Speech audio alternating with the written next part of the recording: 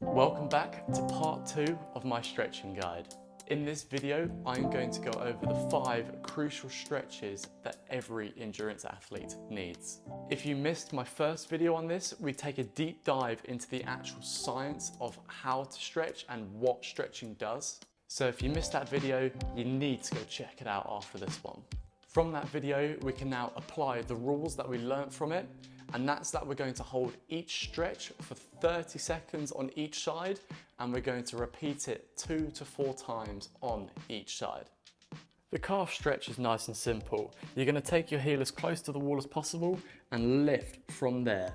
For me, this gets the deepest stretch in the calf. Rather than leaning back, I find much more of a nicer stretch down the calf here. The calves are super important because they're at the bottom of the kinetic chain. Your nervous system goes all the way down underneath your foot, so you need to try and release from the bottom. If you miss the calf area, then it's likely that you're going to decrease your flexibility in the hamstrings and then in turn decrease your flexibility in the hip as well. Number 2 right here is the humble hamstring stretch. For the hamstring stretch, my favorite way of doing this one is simply have one foot in, one leg out, and then you can reach for that leg until you have a nice stretch going down the hamstring. The reason I like to do this one at a time is that you can hit it from side to side, giving it that crucial rest period we need in between each set. Later Jason here, I forgot to say, if you can't reach your toe whilst you're sitting here, not a problem. You can start with your knee bent. From there, grab your toe and then stretch to wherever you can stretch, it doesn't matter. And slowly over time, you'll find that knee starts to reach the ground. There's one area that many people neglect, and that is the inner thigh, the adductor region of your body here. This stretch here is called the lizard stretch. So you want to start with your hand stretched out. You're going to place one foot by your hand. For some of you, this might be enough, but where you should feel the stretch is the inner thigh. If you don't feel it there, you can now deepen this stretch and start taking your elbows towards the ground.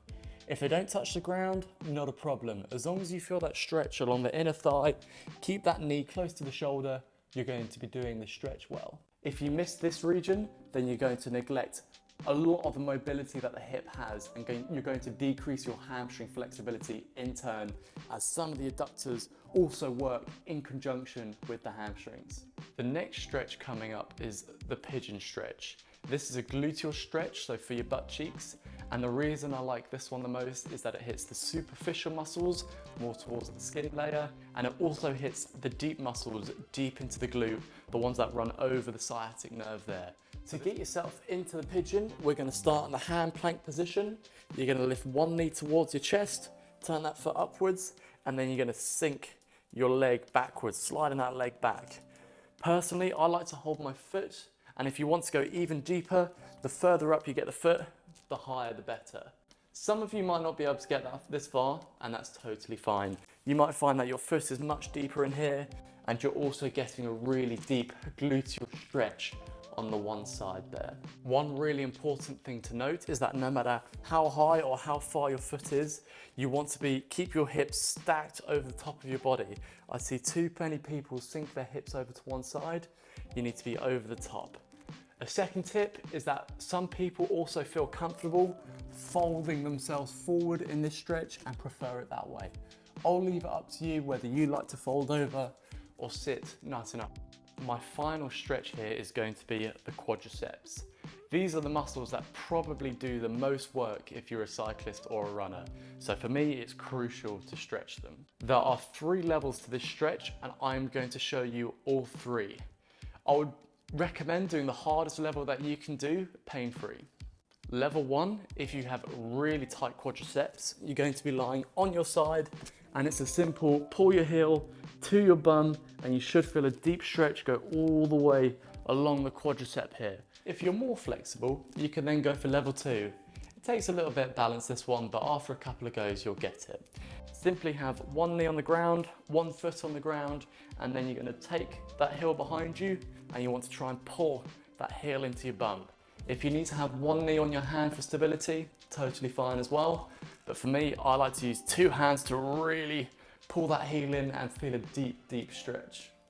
My level 3 here, my final and my hardest level, is really intense. So only do this one if you know you've got a lot of mobility in that quadricep. The way we're going to do this one is you're going to take your knee and you're going to place it right against the wall. If you can't get your foot up from here, you're probably not flexible enough to do this stretch. But if you can, then you can go ahead and you can start to lift the body, and you should feel a really deep stretch now in the quadricep. And that's about as far as I can go for this one. But this is, well, if you've made it this far, good for you, because I'm about to show you 3 bonus mobility stretches for your lower back. As cyclists, this area takes a lot of beating, and so it needs a lot of work to help keep your lower back and your spine healthy. These 3 exercises differ from the normal rules, and that is because they're more of a spinal mobility exercise rather than a muscle stretch. So I tend to hold these for about 1 minute, as that lets your spine spend more time in these positions, allowing those discs to improve their health. The first exercise that I like to do is called the Cobra. A lot of the time as cyclists, we tend to have our hips in this position and we're flexed in the lower back all of the time whilst we're cycling for 2, 4, 6 hours, however long you go for. So for the Cobra, you're going to start lying on your front here, and then you're going to raise up to your elbows. What we're looking for is for you to feel your lower back extending. It shouldn't be painful, there shouldn't be much pinching. If you need to lower down, totally fine. Some of you will be more flexible here, and you'll find that you'll be able to go to your hands and you'll have increased extension in the lower back. But go to the point just where you feel it. You don't need to go any deeper than that. My second exercise here is child's pose. Bit of a yoga-y one, but it works really well. This one is only going to work for those of you that feel the stretch across the lower back.